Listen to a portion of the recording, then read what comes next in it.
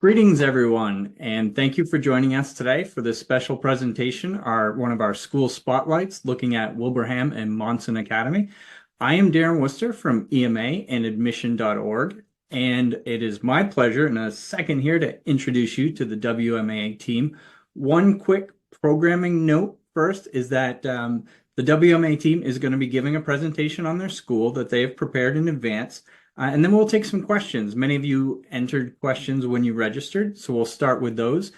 All right, so without any further ado from me, I welcome the team from WMA. Thank you, everyone, for being with us today. Good afternoon. My name is Melissa Earls. I'm Associate Head of School and Dean of Academics at Wilbraham Monson Academy. We're located in idyllic Wilbraham, Massachusetts, a quintessential New England town. I also teach AP History, and I serve as advisor to the Bake Club and Titans for Change, our student service group. Thank you. I'm Durelle Brown. I work in our admissions office. I've been a proud Titan for 11 years. I'm our girls basketball coach. I am the head dorm parent on Rich 2, and I'm a proud faculty advisor of the Black Student Union. Hello everyone, my name is Kathy and I'm from Vietnam. I've been living in the dorm for 2 years and now I'm a senior here at WMA. Hi, my name is Gabe. I'm a junior. I've been at WMA for 5 years. I'm from Westfield, Massachusetts, and I'm a day student. At Wilbraham Monson Academy, you will find the same rigorous, high-quality programs that you might encounter at other similar preparatory schools from around the world. We have things like advanced placement courses across all disciplines, as well as post-AP classes such as multilinear algebra, and multivariable calculus. We have tailored and targeted college advising programs that begin as early as the second year a student enters. We also have small class sizes. Our average class size this year is 14, but it's not unusual to find classes between 10 and 12 students. And you might find those things at any school that you're exploring right now with your students. But at WMA, we've enhanced our program to offer a special experience. We want to give our students something that's more authentic. We want our students to have creative opportunities where they can apply the skills that they're acquiring and the knowledge that they're gaining in our classrooms. And I want to share 2 examples of that with you today. The first would be our innovation space. I know many schools have what they call a maker space or a tinker lab, and we also have an iLab. But we encourage our teachers to use the Gorski iLab in a more creative way. We want all of our students, not only our STEM students, to access the technology and the industry standard programs that are on display in the iLab. So this year we have scheduled arts classes, visual arts classes, and fashion design classes across the breadth of the curriculum in that space, so that all students, not only our math and science scholars, have the opportunity to play with that equipment and watch their imagination bring their creations to life. That would include the ideas that are come up with in our entrepreneur program. And that brings me to the second unique thing about WMA. I want to talk to you today about our CEEF program. That's the Center for Entrepreneurship, Economics, and Finance. Our CEEF program offers opportunities to our students that are not available at other secondary institutions.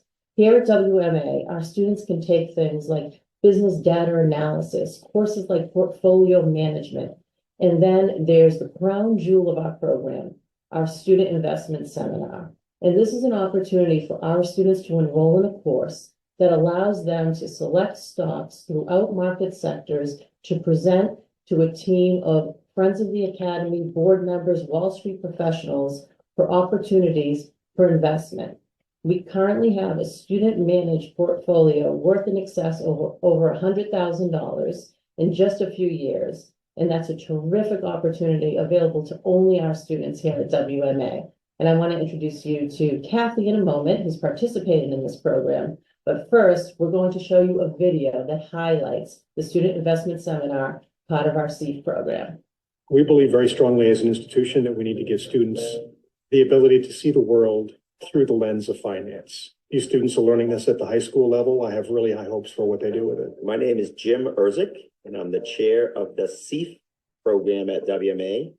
CEEF stands for Center for Entrepreneurship, Economics, and Finance. 16 different business classes, some at the introductory level, some at the AP level.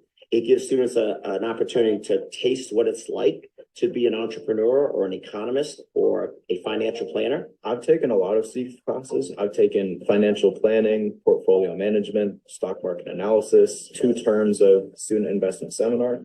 And for next year, I plan to take AP macroeconomics, business data analysis, business of sports, and behavioral finance. When I tell people about the course that we take here, everyone is really amazed by it.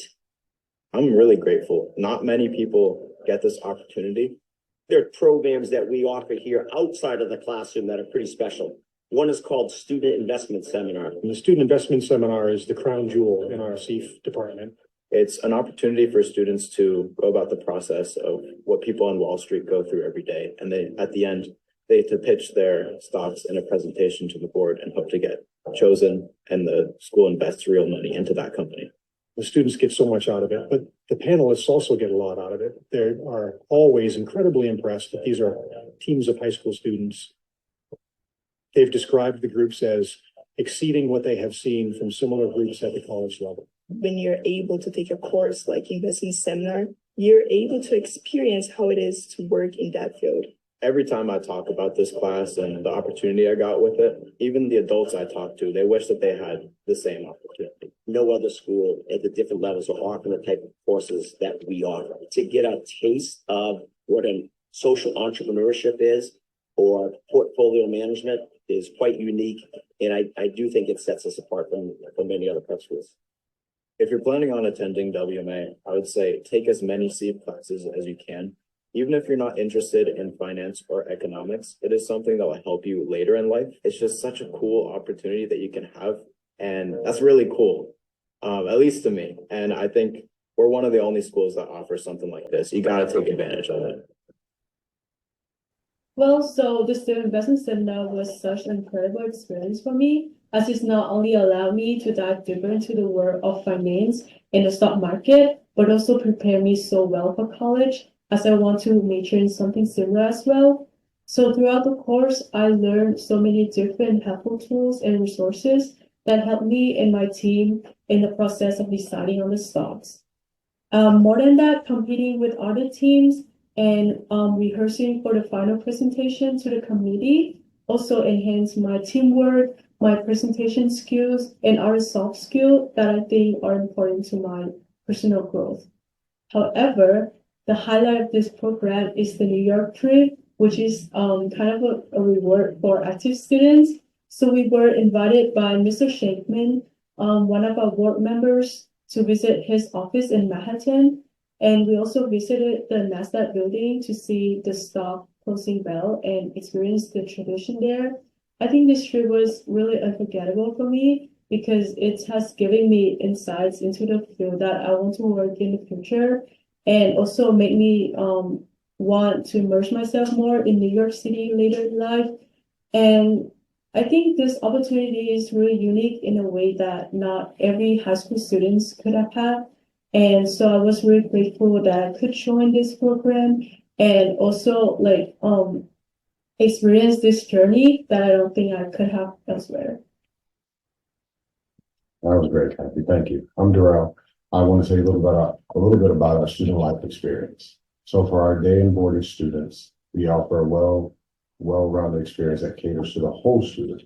When our Titans arrive here, before commencement until after commencement, they are challenged by our program to grow culturally, physically, academically, socially, and mentally. And the day doesn't end when the class day ends. We have several very diverse activities during our after-school program. Everything from yoga to yearbook, service club, to hockey, rugby, to robotics, and everything in between. Once we get to our community meal dinner, our students have the opportunity to go to several clubs, something like investment seminar, Mrs. Earls Baking Club, our Gold Key Council, our Gold Key Club, I think the unique part about our program with our student clubs, they're all student led. And if we don't have something that you would like to do, we've had, since I've been here, very unique clubs added to our program. I think about one student who came loving meteorology, started a meteorology club. And then that student changed and became very into aviation, started an aviation club. And this year, one of my Rich 2 floor mates on my floor started a birding club. Very good runner. He said he keeps his head in the clouds, and he wanted to start a birding club, so we didn't have one. And speaking of our boarding community, whether it's 5 to 7 days, we offer a robust residential program with a lot of unique weekend activities that our students can choose from on campus or off campus. Between everything that we have here to offer, everything between facilities, activities, clubs, there are a lot of different things for your students to get to understand, learn about themselves, and make this a second home. So a lot of our students from over 30 countries and 13 states have. Without further ado, I'm going to turn it over to Gabe. I call him Mr. Titan, who I had the pleasure to work with in our Roll Key Club, which is our student-led tour guides. So hi, like Mr. Brown said, my name is Gabe. Here at WMA, I'm our grade 11 class representative.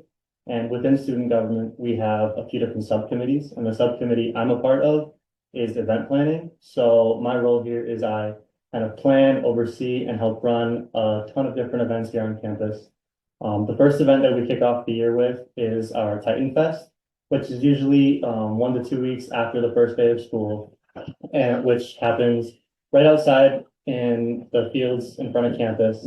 And it's really just a day that's a really good opportunity for new students and former students to really get to know each other. We have bounce houses, we have food, we have music, we have different kinds of performances, and we end it with a faculty versus graduating class kickball game, which usually gets pretty intense every year. It's really fun to watch. Our next event is our pep rally. Now, I may be a little biased because I coordinate and run all 3 of our pep rallies here at WMA, but I think they're super awesome. It's really big in student involvement. We have our dance team performs, our jazz band performs. We have grade versus grade activities. Some of our popular ones have been dodgeball tournaments or noodle fights, or just different forms of relay races. We have big plans for our upcoming pep rally, which will be the week we get back from break in a few weeks. Those are really, really fun. Our most recent event here on campus was our Bunny and Derby, which is a school-wide race around the perimeter of campus, and anyone is welcome to join. In fact, this year we had successfully 80% of our student body participated in the Bunny and Derby, and so we were rewarded with a week without a dress code. But the Bunny Derby is a really awesome event we have here at WMA. There's different traditions that go along with it. For instance, we started one a few years ago. Our head of school, Mr. Easler, runs the race, and anyone who comes in front of Mr. Easler will receive a T-shirt that says in big letters, "IB Easler." And then the following Monday, when we are in our formal dress code, anyone who beat Mr. Easler will get to wear that shirt instead of being casual dress code instead of being in formal dress code.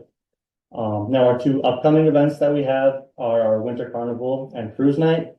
Winter Carnival is just kind of a day, we'll turn our student center in. We have a bunch of different games down there, and then Cruise Night is very similar, but it's different in the fact that we turn our dining hall and our student center into our own campus casino, almost. People have been known to dress up. We have the roulette games, card games, prizes, raffles. Some games get really competitive between faculty and students. So yeah, our Titan spirit here on campus is really electric. We try to strive for as much student involvement as possible, whether it's, like I said, pep rallies or out at Titan Fest. We have a ton of different events here on campus, and I'm really excited to see what the year has to bring. So thank you for spending some of your afternoon with us, and now we will open it up to Q&A via Darren. Well, my first question is who won the kickball game this year? There, as you can see, when he brought that up, the dismay on my face. We've had one the last couple of years. It's hard to admit. I'm sorry for digging into the sore subject. So let's start. First question I got looks like it's from someone who is familiar with the school in the past, and they're asking, what's changed? How's the school evolved in the last 10 years? Well, the SEED program we just described, that would be a new addition in terms of our curricular enhancements. We've certainly added advanced placement courses and for other academic programs, we've added more post-AP classes. We've revamped our math and science pathways to commencement. So we've done a lot to update the curriculum program. And we do analyze 2 or 3 content areas every couple of years to make sure we stay current. But we've also made facilities enhancements, and probably the most noticeable and the most coveted spot on campus for a meeting or for study is our new Athenaeum, which is a beautiful glass-fronted space which houses our circulating library, also study spaces, small study rooms for a small group, and large study spaces for meetings and quiet areas for the students at night. So the Athenaeum is certainly one of our newest facilities enhancements. And then we've also added diploma certificates to our offerings for those students who really want to concentrate in the CEEF area, for example, and they take a certain number of classes with us and they participate in the investment seminar. They'll earn an endorsement at graduation that says they concentrated in that area. We also have a women's studies certificate that's being instituted this year. So we are encouraging students to pursue their passions and then to reward them for success in those pursuits at commencement. Anything to add from your perspective? I think it's been a really great 5 years since COVID, and where we've come from since then. Just loving to see our students happy and being together. I remember the time I got here a long time ago, and I remember students arriving for registration. Every year during registration, there's screaming, there's hugs, there's running, and I was just like, I must be in the right place. And if we're saying things that have changed, that's something that hasn't changed. That's something that we should be more proud of as a community. And finally, we've also added more dormitory space on campus over the last year. Excellent. You guys, when you're giving your presentation, you covered so many different programs that you offer at the school, weekend activities, all that different stuff. One person asked, what makes a Wilbraham and Monson student? What are you looking for in the admissions process when you're reviewing candidates? So I coach our girls basketball team, and one of my girls asked me the other day, like, Coach, what do you do besides coach us? And I said, I work in the admissions office, and they're like, what does that mean? And the best way to explain my job is it is the same job every year with new characters, and it's fresh every year. We want students who want to challenge themselves, right? When I sit down for interviews, I love to meet the students who say they've kind of exceeded where they are and they need a new challenge. They want a new perspective. They want to meet kids from around the world. They want different environments in their like different atmosphere in their classrooms, different teachers, and not just lecture based, but hands-on learning. So we want students who are curious. We want students who empower themselves, and they want opportunity. They want an opportunity to grow and be heard and be seen. And students who want like-minded people around them.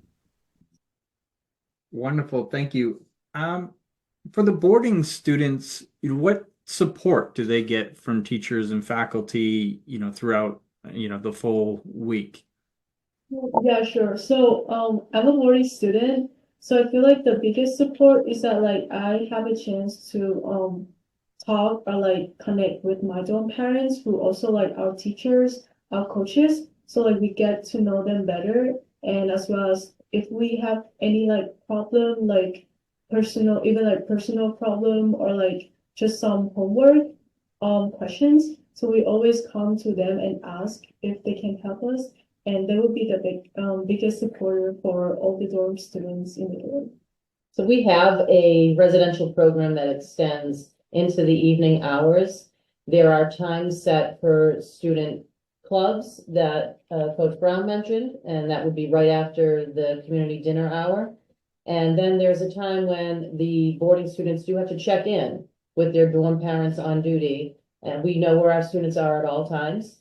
And then there's a prescribed study period from 8 to 10 in the evening when the students are studying in their dormitories or in the Athenaeum, or if the students need more directed support, we do have opportunities for staff to meet with those students in certain locations on campus to offer more targeted support. There's also peer tutorials in the evening, every evening in the Athenaeum that they might access. And there are fun opportunities in the dormitories as well. And I can speak to that as a dorm parent, which is, I was a day student product, and becoming a dorm parent, I tell our students every year, I'm so jealous, you know, because once you go to college and you experience that lifestyle and having a sisterhood or brotherhood in your dorm, to get that in high school, it's almost like cheating ahead of time. And I'm so jealous of them all the time. Over the last 2 weeks, we just started our Dorm Olympics, which is for our residential students only.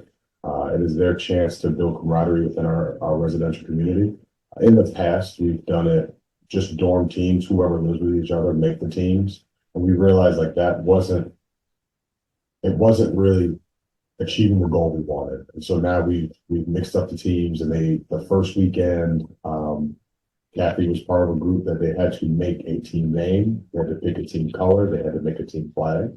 And then this past weekend they had their trivia night, right? And so now we're trying to come up with activities that encompass everyone, right? They're not just athletic activities. So now when certain people want to do those, or anything in between, we're trying to make our activities diverse, and it will be a school long event. And I think week 2 was a success. And it's things like that we are, ever changing, trying to just make our residential program better every year. And on the weekends, there are activities that the students register for, sign up for. Their faculty-led trips, and like Coach Brown mentioned, both on-campus activities that students can sign up for or just show up for, open gym, open swim, those kinds of activities, but also trips to local malls, local museums, other outings. The most important thing, and I know this will resonate with the parents online right now, there is always several adults who are putting their eyes and ears on your student. Your student has an advisor that's assigned to them. We serve as advisors, both Coach Brown and I serve as advisors. Our head of school serves as an advisor, and we all have 5 or 6 students, and we know them intimately well. Their dorm parents are there for them. We have the college advisor who knows your student well, and at any point, one of us is able to check in with you and let you know how your student is doing. And speaking and checking in, we have our safety net, which is our REACH program. It is our service on the net that all of our dorm parents and our AODs have access to, right? And so no student in our residential community goes lost at any time. They check in, they check out. We mark it in our computers to make sure we always know where our students are for the weekend. If they go home with parents or to a friend's house, like a day student's house, we always know where they are, even if they just go off campus slightly right down the street from there. We always know where they are. And all of our parents will have a direct line. There is one number that you would call, and 24 hours a day, 365 days a year, there's an administrator who's on duty answering that phone. And that person will get you to who you need to get to answer your question or solve your problem. Great. Let's flip the question a little bit. Gabe, what's it like for you being a day student at the school? Yeah, so I'll go back to kind of the beginning of the year and what that looks like. The first day on campus is not a day in class. We have an orientation. So as a new student, you kind of get to know everyone really well. We have a bunch of games, pretty kind of similar to Fall Fest or Titan Fest. But no, as a WMA student, we have a really welcoming campus. Everyone you meet is super friendly. I know in my first year here, I was new to the school. I didn't really know a lot of people. And as my dad and I were walking around the campus, every single person that passed us either said hello to us or started a conversation. And when we got back in the car that day, he looked at me and said, "Wow, everyone here is so nice." And so, yeah, WMA is a family-led community that I think you don't really find at a lot of other schools. In fact, when I was applying out and coming to WMA, my deciding factor was that WMA felt more like a family, whereas Other places felt more kind of like a business. So being a smaller community, everyone really knows everyone. So I know I've used the word family like a million times already, but that's just really one of the best ways to describe WMA. So everyone is really well acquainted with one another, and being student government event planning. There's a bunch of different events here on campus that we're able to get everyone well acquainted with one another. Often the faculty and staff can't tell who's a day, who's a Right. boarding student. Same thing. I was gonna add that. I wouldn't be able to tell you if Gabe were day or our day students are club and organization leaders, they're captains of the sports teams. Mr. Titan is a day student over here. So often if you ask a faculty member, we might have to think really hard if whether or not a student is a day or a boarding student. The inclusion is pretty complete at WMA, which I think also makes our campus unique. Yeah, I say in jest, like we always have to kick our day students off campus, but I think it's a running joke within our community because our day students love being here and we love them being here, right? So they feel confident wanting to be here, which I think says a lot about us. So I assume, Gabe, you're probably on campus on the weekends too, participating in activities and hanging out with your friends? Yeah, so for example, I was on campus just last night until like 8 o'clock. But yeah, weekends I try to come as much as I can. I come for a bunch of different games. In fact, one thing I like talking about is the sports and games. Obviously not right now because it's winter, so we don't have a ton of outside sports going on. There's a lot of indoors. Yeah, there's a lot of indoor sports. But during the spring and during the fall, on Saturdays when you come here for games, campus is just electric. You drive into campus, depending on where you drive through. You drive through the sports fields, and there's a team at every single field. You walk into the athletic center, and it's just buzzing. And there's usually a speaker going in both locker rooms. There's usually a speaker on the basketball court. So there's noise everywhere, and the good way. It's just super awesome. And again, that feeling of walking through campus and just everyone being everywhere and everyone having a smile on their face. It's really awesome. So yeah, I try to stay on campus as much as possible to interact and just have fun. Yeah, and Darren, just to clarify, because I mentioned our residential life weekend activities, our day students are also allowed to join those. Yeah. They were like, yes. Excellent. That's wonderful that your community is so close-knit and welcoming for everyone. Looking at the academics a little bit, what's your average class size? Average class size is 14. We max at 16. There are very few classes that reach that. It's not unusual to have 10 to 12, but average this year is 14. What type of learning support do you provide around DEI at the school? We have a community and belonging department led by a terrific director. She's very excited. Much of our community and belonging support is student initiated and student led. We have several affinity and alliance groups. Durelle mentioned that he is head of one. And most of the affinity alliance spaces on campus under the guise of the director of community and belonging are student initiated and student led. So we let the students lead us where they want to go. Do they want to hear from a speaker? Do they want to engage in an activity? We have cultural events. We have 2 days during the year, one during the day, one in the afternoon, when the students are exploring their ethnicity, their culture, and sharing that with others.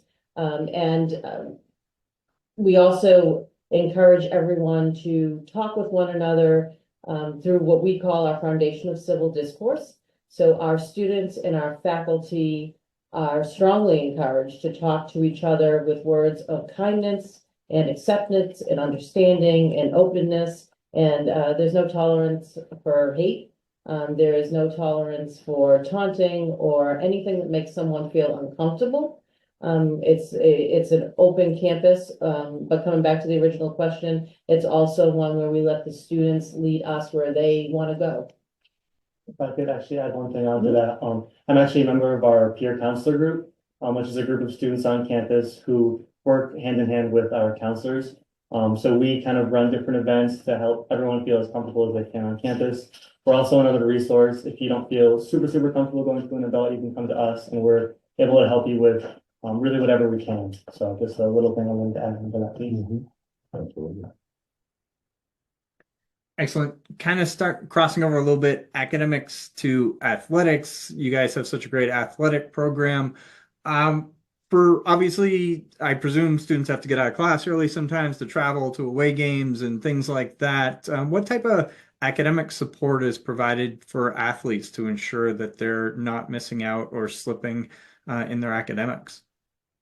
So in addition to the supports we provide for all students, which are the assigned study spaces in the evening, directed studies during the day, our athletes who might be on an alternative schedule because of a travel schedule or gym or ice time, for example, we also have set up for them assigned study hours on alternate hours. So most of our campus is studying from 8 to 10, but Durelle's team, for example, our varsity girls basketball team, heavy travel schedule, heavy practice schedule, their study hall is set up differently. So they might have their 2 hours during the afternoon and they have an assigned faculty support person who is with them during that time and can also serve as a resource for them. Excellent. That sounds great. One person specifically asking about the baseball program. What can we tell them? I think I might know who that is. Our baseball program is growing. We are so proud of Coach Gowan, who hits the ground running with recruiting. And we actually, if I have my admissions hat on, he has a student here today during a shadow visit, which is awesome. Our baseball program, this is year 3 for him as head coach. And the spring season for all of our sports, I was just talking about this with our new golf coach, is harder, right? You're in New England. You come back from March break, there's usually snow on the ground, right? And so they have to practice in the gym, get going. But he's rebuilding the program. He's doing it the right way. Academics first. And a lot of us as coaches, and I'll speak to that myself, with the goal of helping our students achieve their goals, right?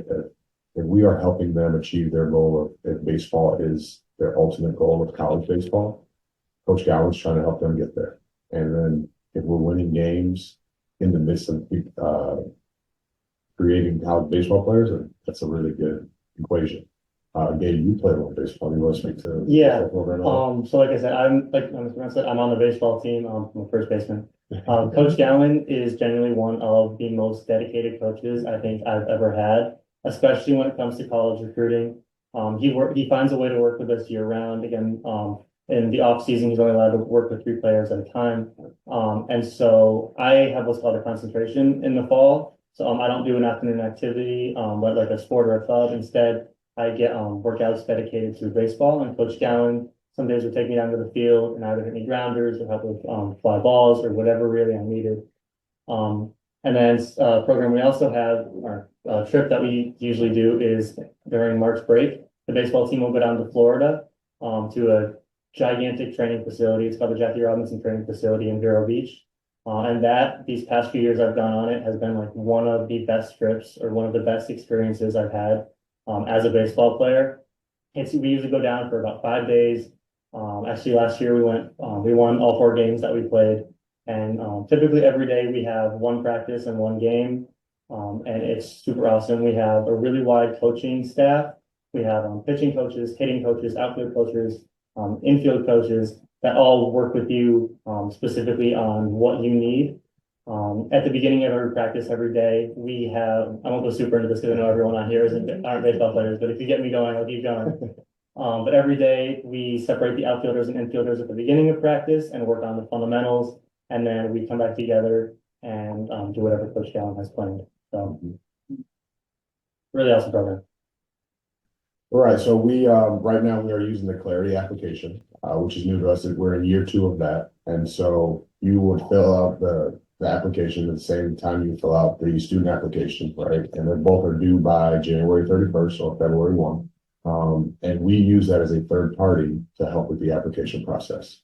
Other than that, any questions you have as far as financial aid go, you can direct them to our director of financial aid, who's Kate Goff. I think Darren's going to put her email down in the chat for you all. But financial aid is a very big asset and a very big tool for us to help us keep our student body diverse and with students that we want to help continue to become the right Titans for our place here. someone submits their application, they go through the process, they do their interview, they come see campus. If they're able to, they do all the fun stuff that's in the application process and they click submit.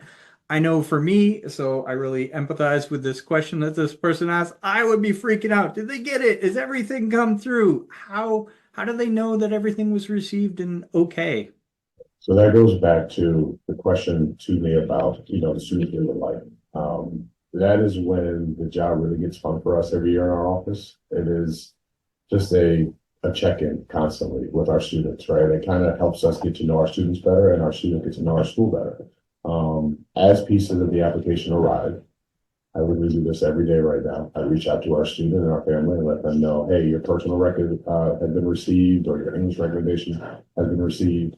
And it is constant engagement to let them know what we have received, what we're missing, to encourage them to speak to teachers who may not have handed in something or submitted something just yet. I try to help students, because I work with our day students, like Gabe, and our postgraduates, to help them stay engaged, because to them, it's a super long process. They might start in October, November, and they don't get their decision until March 10th. But to us, it's like 2 days. Like everything happens so very quickly, right? And so it is just our ability to try to keep them engaged, keep them excited. So you try to space things out. Like if they come visit in October, November, we try to space out that shadow visit, which is probably after the new year, to kind of keep them engaged, keep them thinking about us, and keep perspectives happy and high. But it is a very long process on one end, which is a very quick process on our end. Great, thank you. Again, if anybody has any other questions about the application process, feel free to put it in. We did have a follow-up question on the DEI question from earlier. Let's say there's an incident on campus and it's a learning opportunity. How is that treated?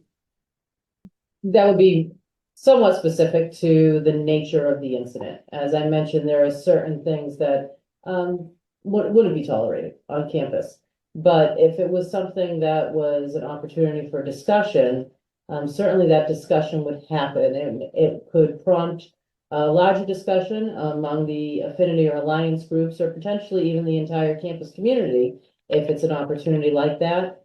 But depending on the nature of the incident, and I know that there was one question that you had sent to me earlier today, Darren, about discipline. We do have our dean of students is fantastic, and she is able to interact with students, their advisors, and most times with the parents as well, and talking through incidents. And really, I think what's most important is, what were you thinking at the moment? Why did something happen? What was your decision? How could your decision be different? What can we do to help you be more successful next time when you're faced with a similar situation? So everything is conversational, yet wouldn't negate the need for potentially some discipline or consequence if that was warranted in a certain situation. But again, very situationally specific. All right, thank you. Another question that just came in. What's your breakdown between percentage-wise between boarding and day students?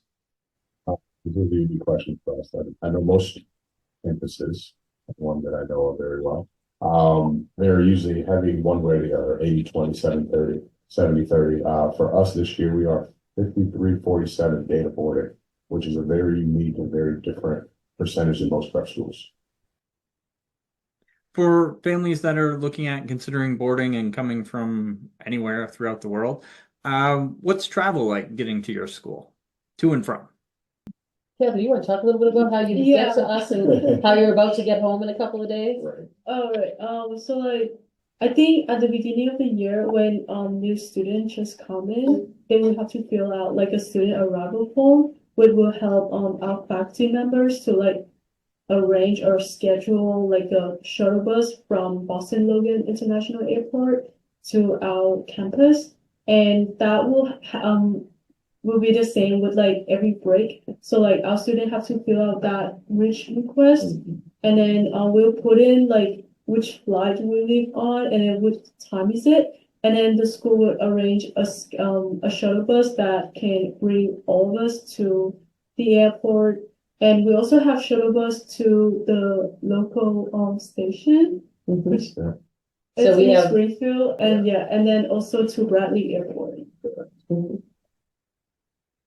Forget if you mentioned how far of a trip is it from Boston to the school? It's a little over an hour, probably about an hour and 20 minutes. That also depends on Boston traffic, which I wish we could control. I am familiar, yes. But that's not bad at all. That's not bad at all. I think we have a skier in our audience wondering, what do you guys do for weekend trips for skiing, that sort of thing? Oh, Gabe, it's your turn again. So I'm actually the captain of the ski team. I'm the captain of the ski team here at WMA. So totally would encourage joining the ski team. But as for trips, we actually have over February long weekend, we have a ski trip up to Loon Mountain in New Hampshire. And I've gone on for this will be the 4th year that I've gone on the trip. It's super fun. You get assigned a roommate. We go up and we stay at this really nice hotel. They provide dinner, obviously. And then we spend all day on the mountain. The hotel has a pool, hot tub, gym, arcade. It's super, super fun. The mountain is really nice. The mountain is huge. And so it's one of, I said the baseball trip was one of the best trips I've been on. This is also one of the best trips I've been on. Like, it's two polar opposites.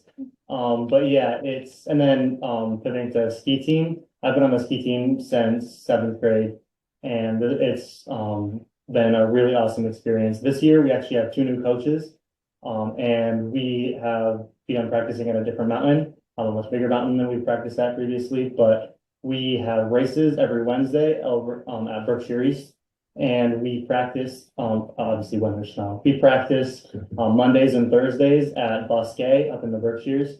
So it's a little bit of a commute, but our coaches are really dedicated and really, they make sure that you improve. I've skied my entire life, but I never raced up until 7th grade. And I've seen so much improvement over the past few years. WMA has really what got me into racing, and now I'm racing on an out-of-school team. I'm racing for it. I'm the captain of the WMA ski team, which I never thought was going to happen. But yeah, so we have we actually last year for the ski trip, we got little patches that said Loon Mountain 2023. So we have a lot of different ski opportunities here on campus. I would totally encourage joining ski team. Darren, if I could add somewhat related, because no one had asked and we neglected to mention, we also send out anywhere between 4 and 6 student trips a year, either during the extended March break or just after commencement at the end of May or beginning of June. Last year, I co-chaperoned with 2 colleagues our trip to Greece and Sicily, touching on some of my world history class content. This year, we'll be heading to Spain and Portugal, but over the past 2 years alone, we've had trips that have gone to Nepal and to Peru and South Africa and Costa Rica, Germany, and I'm missing several. So every year there's opportunities for students to participate in our international travel program as well, again, in March or just after commencement. And there's financial aid available for those students. Oh, that's excellent. Speaking of all the trips and the student activities, what do you guys do for new student orientation? I guess I'll start and then you guys can jump in. So new student orientation for our boarding students is conducted over a period at the end of August, just before classes begin. We welcome the international students to campus first, followed quickly by our domestic boarding students before our day students join us for orientation in Titan Fest, as Gabe described. Integral to that effort, it's a all hands on deck, community-wide effort. All of our faculty members are involved, our administration, but also, we haven't mentioned them yet, so I will mention them now. Our prefects are involved in our orientation, and those are student leaders in each dorm, and they assist our dorm parents, and they're also, it's an opportunity for our leaders on campus to demonstrate those leadership qualities and to participate very actively in our residential life program. So orientation will involve a series of placement testing to make sure that we are challenging your students with the appropriate classes and also attempting to enroll them in classes of interest to them. And we couple that with fun activities, team building, getting to know one another, getting to know the adults in the community, getting to know the facilities, the campus itself. And our robust college counseling process begins as early as orientation for our students. We have elements of the college counseling program that begin, whether the students realize it or not, in their first year as ninth graders, culminating with their assignment of a targeted, tailored college counseling experience in their junior year, which carries them through the successful college application process. And I know that these two are in the midst of all that right now. So orientation is getting to know one another, getting to find your place on campus, getting to know the adults who are going to be helping to guide you. And we introduce you to the many opportunities, clubs, sports available. There's lots of fun. And then there's the course placement process. And all of that happens in that last week in August before classes kick off. Well, before August, Gabe. We also have our Titan Ambassador program, of which I am also a member. So that over the summer, you'll get various emails kind of welcoming you to the community. We're also present at orientation, where you'll come to campus and you get this giant red bag that has all the books you'll get. Miss Healy is great, she fills them all summer. And so you get a big bag, and we as Titan Ambassadors will kind of point you in the right direction, help you go where you need to go. If you need to register your device, we'll show you where to go and help you to the best of our abilities. But yeah, we're just kind of in charge of welcoming all the new students to campus, and like I said, sending you various emails over the summer. Yeah. No, for us adults in the room, it's kind of like our pen pal program, but it's electric now. And so our students email new students who are enrolled and welcome them. And some of them do really well, right? And they get correspondence there and back and forth. So when they come to campus, they already feel like they know someone, and it kind of gets them off and running. And the students meet their advisors early that week as well. And you right away have that one person on campus who's really your anchor and will help you navigate the whole process. Excellent. You touched in there on kind of building up towards the college application process, and we did actually get a question. I think you said it starts at sophomore year. Can you tell us a little bit more about that? There are elements that are incorporated in our first year foundation program, and I don't even know if the students realize that we're doing this, but as early as the first year, we're helping the students really get to know themselves. And part of the college process is to figure out who you are and what you want. What are your goals? What's your purpose? And that program starts as early as the first year. And there are elements that then become incorporated, scaffolded into the sophomore experience. And in the junior year, the students are assigned a point of contact, their college counselor, who's going to work with them through the whole process. They're going to support the application. They're going to support the recommendation request process, the essay writing, the supplemental essays, and perhaps most importantly, really help the student figure out what is my list of schools of interest and gauge what we call a 3-tiered list. And in old vernacular, it was the reach, the likelies, the safeties, and we have new language for it now, but essentially helping you build that list of schools that you're excited about and that are the right fit for your student. Excellent. Thank you. One last question for Gabe and Kathy. If we've got any students watching the presentation today, is there anything that you want to leave them with? Anything else you want to tell them about the school that you particularly love and enjoy?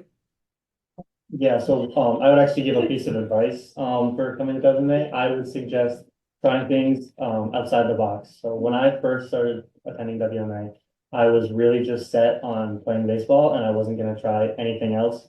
That's just going to be one sport. I was going to find something to do the other 2 off seasons. And now I'm on the ski team, baseball team. I did yearbook for a year, part of our concentration program. I tried soccer out for a few years, and they've been like some of the best decisions I have ever made. It just expands your friend group so much. It gets you, like, coming to WMA, I never thought I'd be sitting here with the people I'm with.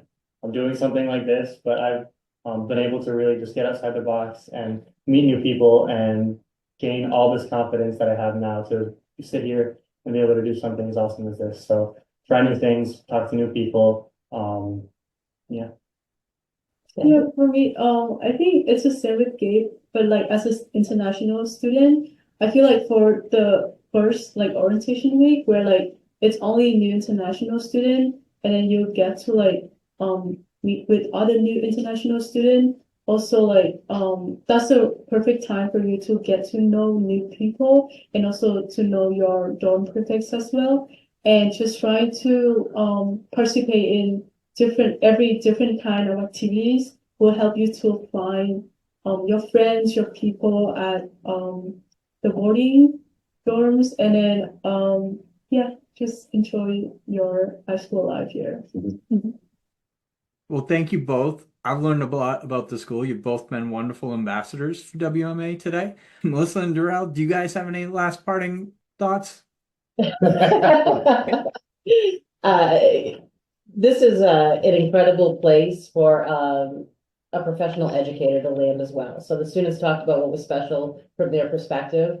I am older than either one of these students would probably think, and I've spent many years in this industry at different schools, both public and independent, and I feel so fortunate to likely be wrapping up my career at WMA. The opportunities it provides professionals in addition to the students for us to use our creativity, our curiosity, our problem solving skills, what we're encouraged to do and bring to the student experience in my career has been unparalleled.